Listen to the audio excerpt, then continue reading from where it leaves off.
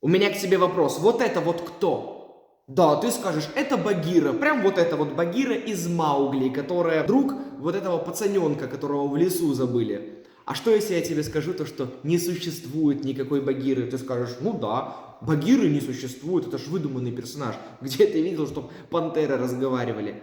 Так нет, пантер не существует. Черных пантер не существует. Пантеры — это ягуары, это леопарды, у которых очень черная шерсть. Осуждаю. Ну, у них просто очень много меламина внутри, поэтому они такие темные ребятишки. Справедливости ради надо сказать то, что на латыни их название там звучит как пантера. На латыни, если разбираться, то в принципе получается, это, ну, как название эта пантера существует, но это не отдельный вид какой-то, это именно вот леопарды, это кто там еще? Ну вот эти пацаны.